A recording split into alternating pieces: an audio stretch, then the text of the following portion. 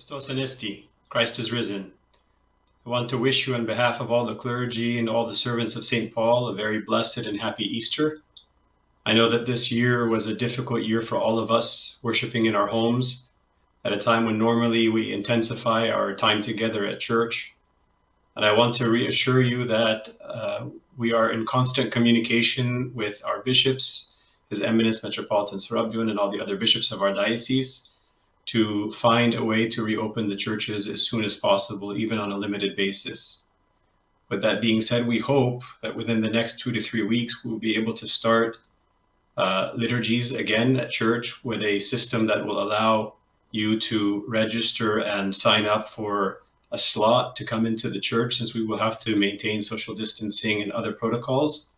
And for that reason, I want to encourage you to respond to the email that you might have received last week regarding the database for the church. And it's very important, especially now, that you do register if you haven't registered yet, or update your profile in the database so that we have a record and a way to manage the signups that we will need to do in order to establish participation in the divine liturgies once we resume, God willing, in the next 2 to 3 weeks. Please note that the email does come from the LA Diocese, but it is for St. Paul's database.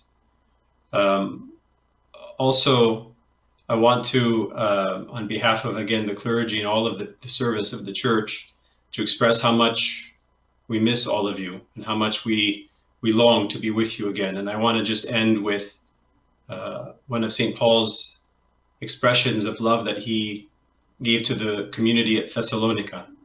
And in his first epistle to the Thessalonians, chapter 2, verse 17, he says, "Brethren, when we were separated from you for a brief time, in body, but not in heart, we had an intense longing to see you again face to face." And I think St. Paul here expresses all of our sentiments, that we haven't been separated from you in heart, but only in body. And this intense longing to see you face to face again, we pray that God will grant us in the not too distant future.